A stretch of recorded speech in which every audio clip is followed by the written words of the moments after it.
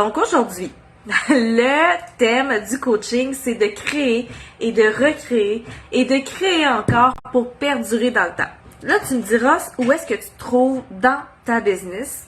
La première année, c'est l'extase parce que t'es full excité par la nouveauté, t'es tellement contente de commencer un nouveau projet, puis t'as pas eu le temps encore de te faire un peu brainwasher sur toutes les façons de faire. Fait que tu y vas relativement avec ton cœur. Oui, tu veux te faire former, oui, tu veux savoir un peu comment faire, mais la majorité de tes actions, puis la majorité de tes résultats vont découler pas mal de la nouveauté, de l'effet d'excitation, de l'effet de « Hey, gars, j'ai mis quelque chose de nouveau en place, puis c'est drôle, les clients viennent à moi. » Ça, habituellement, ça se passe dans la première année parce qu'on se pose pas tant de questions, puis c'est parfait comme ça. Et là, le temps passe, ok, parfait, on a eu nos premières clientes. Là, on voit un peu ce qui se fait ailleurs parce que on suit des formations ou on commence à remarquer nos compétiteurs ou à faire nos recherches de notre marché. Puis c'est important de le faire, hein, pour avoir un bon modèle d'affaires. Il faut savoir c'est qui nos compétiteurs, nos forces, nos faiblesses, nos menaces.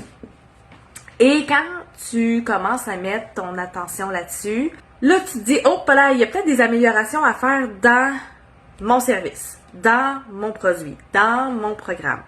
C'est entièrement normal. Et là, ce que tu fais, c'est qu'à peu près dans la deuxième année, troisième année peut-être, tu commences à demander des feedbacks. Parce que tu veux des commentaires, tu veux des témoignages pour ton site web, tu veux attirer encore plus de gens par les preuves sociales. Fantastique. Là, tu demandes des feedbacks. Là, tu as deux sortes de personnes. Tu as celles qui ont peur de demander des feedbacks, de peur que ça vienne les toucher personnellement, puis qui se font dire qu'ils n'ont pas aimé ça, ou qu'il y a des points à améliorer, puis tu es comme « Ah, je pensais que c'était un monde de licorne que j'avais créé. » Et t'as l'autre personne qui va demander des feedbacks puis qui va vraiment les utiliser tout de suite, qui n'a pas vraiment peur. En fait, sa motivation primaire d'aller demander des témoignages, ça va être vraiment de les mettre sur son site web pour de la preuve sociale pour avoir plus de ventes. Fait que déjà, tu peux m'écrire en commentaire où est-ce que tu te situes entre la première année, la deuxième année, la troisième année.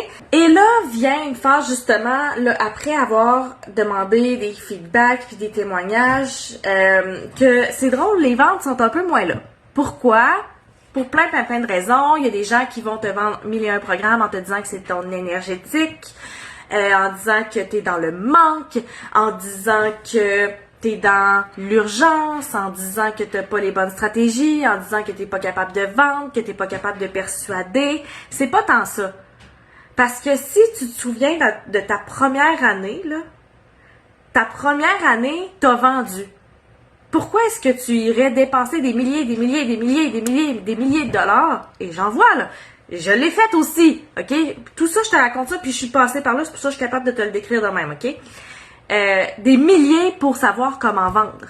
Et encore hier, j'avais un coaching avec une leader dans un appel d'alignement, puis elle a dit là, encore à midi, j'étais dans un espèce de webinaire, puis je m'en allais, moi, sortir ma carte de crédit parce que ça avait l'air de faire du sens de comment la personne présentait la vente. J'étais comme, ouais, mais ça fait 6 ans que t'es en affaires. T'as un poste de leader. Tu sais comment vendre. T'as des clientes actuellement. Pourquoi tu te dis que t'es pas capable de vendre? Puis là, ça commence à bouger dans la tête de la personne que je dis ça parce que c'est comme, hey, c'est vrai, tu sais, pourquoi je suis encore attirée par des techniques, par des discours qui me promettent la richesse dans la facilité, puis tu sais vendre. OK? Quand tu es rendu là à ta 3e, 4e année, 5e année, 6e année, c'est vraiment important de te rappeler que tu as déjà été capable de vendre, que tu as déjà eu des mois extraordinaires, que tu as déjà eu des records dans ta business, que tu as déjà eu l'impression que les clientes venaient vraiment naturellement, que tu as déjà eu ce feeling d'être complètement magnétique. Tu l'as déjà eu. Tu n'as pas besoin d'une autre technique de vente. Ce que tu as besoin, là, c'est de te réinventer. Parce que dans les années 3, 4, 5, 6, des fois, on perd la passion. Et ça, c'est tough à entendre. On perd la passion de ce qu'on fait. Et souvent, on va mettre ça sur le dos de hey, c'est tough parce que je vends pas, ou c'est tough financièrement, ou non, c'est pas ça. On prend le problème à l'envers. Le réel problème, là, c'est que t'aimes plus tant ce que tu fais. Attention. Ça veut pas dire que t'es plus faite pour être entrepreneur, ça veut pas dire que t'es plus faite pour faire ton activité, ça veut juste dire qu'il faut que tu te réinventes dans la façon de faire. Ta mission va probablement rester la même. Ça va être dans ta façon de faire les choses, de présenter, de faire des offres de services différentes qui vont être beaucoup plus alignées avec la personne que tu es maintenant parce que sais-tu quoi? Tu as changé depuis le début. Tu as évolué. Tu as grandi. Tu as un nouveau style de leadership. Il y a des choses que tu faisais avant que tu te dis c'est plus aligné avec moi maintenant. Peut-être que tu avais une façon de vendre avant que ça ne te tente plus de faire en ce moment. Par exemple, moi là, quand j'ai commencé, j'ai fait un programme qui, quand j'ai commencé au début, genre en 2019, j'ai fait un programme qui nous montrait tout comment monter un groupe Facebook, puis comment aller démarrer des conversations, puis comment faire, tu sais. Puis dernièrement, je me suis posé la question, pourquoi je le fais plus? Puis là, après ça, je me rappelle, Christine, t'as un bébé, là. Je veux dire, passer 8 heures par jour à aller démarrer des conversations, t'as peut-être plus le temps de faire ça. Puis c'est entièrement légitime, puis ça fait pas de moi une personne paresseuse, c'est que j'ai une nouvelle priorité qui est 1, mon bébé, 2, mes clientes. Fait que, tu sais, tout le temps qui reste à faire l'espèce de prospection, comprends-tu que ça me tente plus ou moins, OK? Fait que c'est là que, moi, personnellement, des discours comme attire les clients facilement, sans envoyer de message, sans faire de prospection, attire soit magnétique, c'est sûr que ça parle à mon côté inspirant, ça parle à mon parce que je suis comme, hey, c'est vrai de ça que je veux, parce que j'ai pas le temps de passer, tu sais, de mettre beaucoup de jus de bras dans ma prospection. En même temps, c'est nécessaire. Fait que moi, j'en ai dépensé, là, de l'argent, là, dans des programmes comme ça, puis après ça, tu te rends compte que c'est plus ou moins efficace. Parce que pour comme être attractif puis tout, je veux dire, ça te prend une réputation, ça te prend une notoriété, il faut que tu sois vu, il faut que tu sois reconnu. Et ça prend du temps. Ça prend du temps. Et une fois, j'ai pris une masterclass avec Jenny Duquette, je sais pas si vous la connaissez, c'est une femme extraordinaire, qui disait, la gang, pour être connue, là, c'est pas compliqué, là. Es-tu game d'investir dans ta notoriété, dans une grosse campagne de pub, dans des relations publiques? Puis elle a pas tort, c'est vrai. Tous ceux là que tu vois là qui sont grands, qui sont connus, puis qui font des ventes en faisant caca, là, un moment donné dans leur carrière, ils ont investi beaucoup dans leur visibilité, dans leur notoriété, dans leur popularité, puis ils ont créé quelque chose avec ça, OK? Fait que, moi, j'ai envie de te dire, ta perte de passion, ce n'est pas une question financière, ce n'est pas une question que tu n'atteins pas tes objectifs. C'est une question que tu as changé, puis il faut que tu recrées tes offres, que tu recrées ta façon de passer tes journées, que tu recrées ta façon de travailler avec tes clientes pour que ça puisse être toi, là, maintenant. Quand tu perds un peu la passion, puis j'ai posé la question sur mon profil personnel cette semaine, est-ce que pour atteindre le succès, tu es prête à créer 1 million de fois? Et avant, mon discours aurait été, est-ce que tu es prête à te tromper 1 million de fois? Puis j'ai changé mon mot, OK? Parce que c'est vrai qu'il faut se tromper. C'est vrai qu'en affaires, pour atteindre un certain succès, on se trompe, on se relève, on recommence, on s'ajuste, on se trompe, ok, on continue. Mais se tromper, je trouve que ça donne l'image mentale que je me suis trompée, je recommence à zéro, tu sais, c'est tout le temps une question de recommencer. Tandis que le mot créer, moi, dans ma tête, comment je le vois, c'est j'ai bâti quelque chose et là, je vais faire des micro-créations pour que ça soit aligné et avec moi et avec mes clientes. Je vais te donner un exemple extrêmement concret, OK? Dans mon univers à moi, dans mes programmes à moi. En 2021, ça a été une année fantastique au niveau financier, au niveau des ventes, au niveau même de l'énergie dans les groupes. Les filles étaient comme toutes à peu près au même niveau, ils commençaient à peu près, tu sais, ils étaient alignées une avec l'autre dans leur parcours. Fait que ce que ça l'a fait, c'est que j'avais pas besoin de faire grand-chose pour que elles s'alimentent entre elles, puis moi j'étais là pour évidemment coacher et amener du contenu. Et là, ça, j'essayais, ça fait 2 ans que j'essaie de recréer ça avec d'autres groupes, sauf qu'en même temps, j'étais en espèce de revirement, je me nichais de plus en plus vers les leaders qui avaient des équipes. Fait que là, je partais de des femmes qui commençaient un peu en affaires, là. Puis là, je le voyais que je me battais contre tous les outils de développement personnel, de connaissance de soi. Fait que là, j'ai fait, bon, faut que je me démarque de ça. Je vais trouver une nouvelle niche qui est d'aider les leaders à s'entourer. Good! Fait que c'est là que le nom d'entrepreneur à leader est né. Mais moi, j'ai un pattern, là, j'ai des idées, je les sors, mais je comprends l'idée, elle vient d'où, puis son sens juste des mois après. Ça t'arrive-tu, soit ça? J'ai affiché entrepreneur à leader, le nom, là, partout. J'ai compris réellement le sens, genre 3-4 mois après. J'essayais de reproduire le même effet des filles qui avaient été dans mes programmes en 2021, en 2022. Oh! On dirait que c'est plus ou moins là. 2023, ok, c'est plus ou moins là. Là, t'as deux choix. Soit que tu dis, c'est de la crise de merde, je retourne flipper des boulettes chez McDo, ou tu dis, je vais regarder pourquoi il y a moins d'interaction.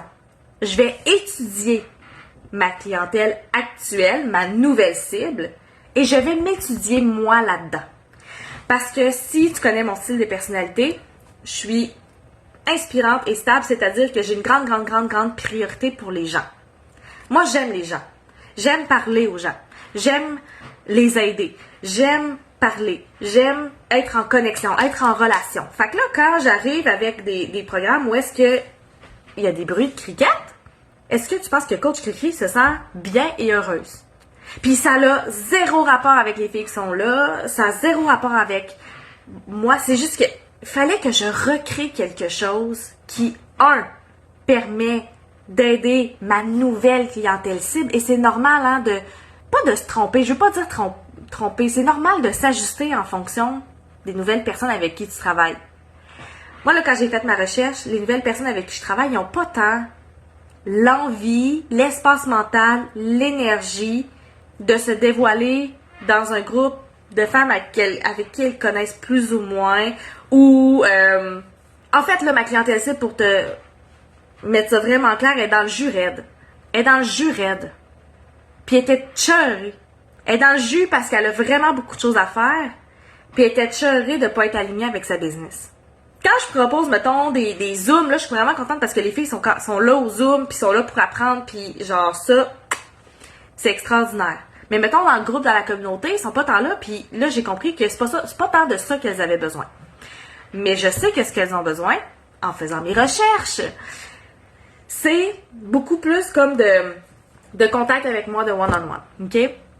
Fait que là, je me suis dit, bon, comment je peux faire pour moi être bien, mais pour qu'elles reçoivent ce dont elles ont besoin. Fait que là, c'est là que je suis en création, en recréation, en recréation. Fait que je recommence pas du début. Je refais tout, mais je recommence pas du début parce que j'ai l'expérience, j'ai plein de choses de monter, j'ai des connaissances que j'avais pas avant, fait que quand je dis je refais tout, c'est que je prends le jeu de cartes que j'avais, là, je prends les mêmes cartes, je les brasse. Et là, j'ai un jeu différent. Fait que recréer, c'est pas de dire toutes les cartes que j'ai dans les mains, je les sac aux poubelles. C'est plus de dire les cartes que j'ai dans mes mains, là, je me permets de les brasser et de pouvoir faire autre chose avec la clientèle avec qui je veux travailler là maintenant. L'univers leader, ce qui faisait que c'était vraiment fort, c'était la communauté Facebook, où est-ce que les filles pouvaient partager entre elles, faisaient des lives, ils écrivaient entre elles, puis les filles font encore des collaborations entre elles, c'est fantastique. Aujourd'hui, la clientèle que j'attire, avec qui je veux travailler dans leurs enjeux, sont en jus. Faire partie d'une communauté, c'est pas tant ça qui leur parle, mais ce qu'elles ont besoin, c'est d'alignement. C'est d'alignement, puis c'est de retrouver le feu, c'est de retrouver la passion, puis c'est de trouver les gens qui vont les aider à donner de l'espace pour retrouver leur feu, faire des actions alignées avec elles. OK? Fait que c'est un gros processus. Mais imagine si j'étais restée dans cette vibe-là de comme, voyons, pourquoi les gens, ils interagissent pas, j'ai l'impression de pas parler avec ma gang, puis là, j'essaye de compenser en leur donnant plus de contenu, puis là, vois-tu dans le cercle vicieux dans lequel on embarque? Fait que quand je parle de créer, puis recréer pour perdurer, c'est pas de recommencer à zéro, c'est pas de reprendre une offre, de la sacrer à terre, puis la reprendre à zéro. Oui, des fois, ça va être nécessaire. C'est un peu ça que je fais avec Entrepreneur à Leader, mais c'est beaucoup des micro-créations pour t'ajuster au fil du temps. Puis quand tu perds la passion, c'est vraiment crucial de revenir à la façon que tu passes tes journées. OK? Ça, c'est important. Check bien ça. Ouvre tes oreilles, là. Avec mon bébé, là, puis avec la construction de la maison qui s'en vient, être en Zoom, souvent. Tu sais, là, mettons, là, c'est dansé avec le Club des leaders, Entrepreneurs à Leader, je suis en Zoom 2 fois par semaine pour donner de la formation. Puis des fois, je me dis, hey, tu sais, là, c'est une période quand même limitée, là. Je fais pas ça comme à l'année longue. Mais je me dis, quand même une chance. Parce que là, mon chum est en parental, ça va, mais tu sais, des fois, je coach, puis mon bébé pleure, je suis comme, Fait faut que je me dise, dans mon quotidien, là, si je veux travailler, mais comme conciliation travail-famille, que ça me dérange pas tant si mon bébé pleure ou a besoin de moi, de quelle façon est-ce que je suis capable d'avoir un impact dans le monde avec ma nouvelle réalité? Est-ce que c'est d'être en Zoom? Pas tant. Pas tant. Je vais en garder pour des Q&A, des hot seats pour qu'on puisse se parler de vive voix, mais là, la solution que je suis en train de tester en ce moment, c'est d'avoir une plateforme de chat où est-ce que les filles vont pouvoir répondre quand elles veulent, répondre aux questions quand elles le veulent. Puis évidemment, ça prend un self-leadership de feu si tu vas avancer. Si tu réponds jamais aux questions, malheureusement, je ne pourrais pas t'aider, tu sais. Mais ce que ça fait, c'est que c'est un peu comme Messenger. Puis c'est pour ça que j'aime autant le coaching one-on-one. Mettons, dans les mois passés, c'était beaucoup via Messenger, tu sais, quelqu'un m'envoie un message, puis je réponds quand je peux. Évidemment, mon quand je peux, il est à l'intérieur de 2 heures, là. J'ai vraiment une cadence rapide là-dedans, là. Mais c'est la même chose avec le chat où je peux envoyer des clips vocaux avec cette plateforme-là. C'est que on n'est pas obligé de s'asseoir pendant 1 heure ensemble, puis de faire notre horaire autour de ça. Tu veux du coaching, tu veux de l'aide, ok, parfait, tu m'écris, je te réponds quand je suis disponible. Puis évidemment que je me sens beaucoup plus disponible avec cette façon-là que d'être en Zoom 800 heures par semaine. Puis je suis certaine que toi, tu te sens là-dedans aussi, tu sais, quand tu fais du MLM ou quand tu as des programmes ou quand tu as des sites, il me semble que tu es tout le temps en Zoom, tu travailles jamais. Moi, mon but, là, c'est que ça soit efficace. Fait qu'avec cette plateforme-là que je veux mettre de l'avant, là, que je suis en train de tester en ce moment. Non seulement mes questions sont automatiques, fait que moi, ça m'enlève de la charge mentale, mais en plus, je peux répondre, tu sais, mon bébé, il est capable de boire son biberon avec ses 2 mains, mais je suis capable de répondre à ce moment-là quand j'ai un moment de tranquillité. Réfléchissez à comment vous voulez passer vos journées. Est-ce que vous voulez les passer en Zoom? Est-ce que vous voulez les passer en dehors de la maison? Est-ce que vous voulez passer votre journée en pyjama? Est-ce que, tu sais, ça peut être aussi niaiseux que ça comme question. Est-ce que vous voulez commencer vos journées à 10 heures le matin? Tu sais, moi, je sais que en chat ou en clips vocaux, là, moi, je peux coacher de même de 7 heures le matin à 8 heures le soir. Mais, tu sais, ça, en sachant ça, si je regarde la façon que je coachais avant, c'était pas tant aligné. Mais là, je m'en rends compte. C'est ça qu'il faut. C'est être consciente, s'en rendre compte, puis de faire, OK, il y a quelque chose qui est désaligné. Qu'est-ce que je pourrais créer qui fonctionne avec le mode de vie que je veux vivre tous les jours dans ma business? Parce que si tu pensais que c'était challengeant de démarrer ta business, ce qui est encore plus challengeant, c'est de perdurer dans le temps. La majorité des entreprises ne passent pas le cap du 5 ans. Mais si tu n'es pas capable de te recréer, de te réinventer, de te réaligner, c'est là que ça va être long, puis c'est là que tu vas avoir envie de retourner salarié. Hier, je parlais avec ma leader. Elle disait, je sais pas qui peut m'aider, je sais que j'ai besoin de mentorat, mais je sais pas. Tu sais, c'est drôle parce qu'elle m'engageait pour cette séance-là, tu sais. Elle dit, je sais pas, tu sais, qui pourrait m'aider pour ça. J'ai dit, là, je vais t'expliquer ton problème, tu me diras si c'est réellement ça, puis après ça, je vais te dire c'est quoi la solution, ok? C'est qu'à un moment donné, là, en affaires, t'es fatigué de prendre des décisions dans un trop large champ de possibilités. Fait que là, t'as tout devant toi, là. T'as les stratégies de marketing, t'as les réseaux sociaux, t'as TikTok, t'as Instagram, t'as ton groupe Facebook, t'as ta page, t'as le réseautage, t'as LinkedIn, t'as ton site web, t'as le CEO, t'as tout ça. T'as trop de possibilités. Trop, puis là, tu es fatigué de prendre des décisions dans ce trop grand champ de possibilités. Et c'est là que tu as envie de retourner salarié parce que ça serait si simple. Dis-moi quoi faire, je vais le faire, puis on arrête ça là. En d'autres mots, si je parle le dyskinisme, c'est que tu es fatigué d'aller dans ton D, dans ton côté direct. La solution que j'ai proposée à cette leader-là, c'est que, parce qu'évidemment, elle m'a dit, hey, c'est drôle ça. C'est drôle ça, je suis fatiguée de devoir décider puis de pas savoir si c'est la bonne chose à faire, puis. J'ai dit, le mentor que tu vas choisir, là, va pouvoir travailler avec toi pour rester focus sur moins de suggestions, moins d'options. En fait, c'est qu'on va enlever les options qui sont pas alignées avec toi. C'est un peu l'avantage de travailler avec son style de personnalité. Quand tu es toute seule avec toi-même puis tu te connais pas, c'est normal qu'à un moment donné, tu sois fatigué de dire, ben là, qu'est-ce qu'il faut que je fasse? Il y a beaucoup trop de choix. Fait que moi, ce que je fais, là, en privé, c'est qu'on fait garde. Là, on va juste tasser ce qui fait pas, là. Puis après ça, on va regarder les options qui pourraient, parce que c'est sûr qu'il va en avoir du essai-erreur. C'est sûr. On va regarder les options qui pourraient être alignées puis qui seraient faciles pour toi. Fait que là, après ça, au lieu de devoir choisir parmi 1001 possibilités, peut-être qu'on va en choisir parmi 2, 3, peut-être 4. Et là, la charge mentale devient beaucoup moins grande.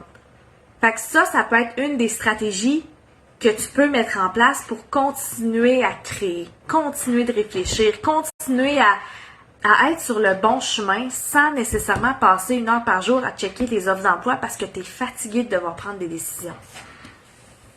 Si jamais tu veux un appel découverte avec moi pour qu'on check si je suis la bonne personne pour toi, je vais le mettre en commentaire ou écrit tout simplement rendez-vous en commentaire puis je vais pouvoir te partager mon lien. Si tu as besoin qu'on se parle, mais sinon ça peut être, tu peux m'écrire en privé. Si jamais tu es quelqu'un qui est tanné là, de faire des zooms, écris-moi en privé puis je vais pouvoir te donner l'info. Puis c'est le temps de profiter de la version test de Entrepreneur Leader 2.0. Sur ce, je vous embrasse, écrivez-moi pour l'info, puis je vous souhaite une magnifique journée. Bye!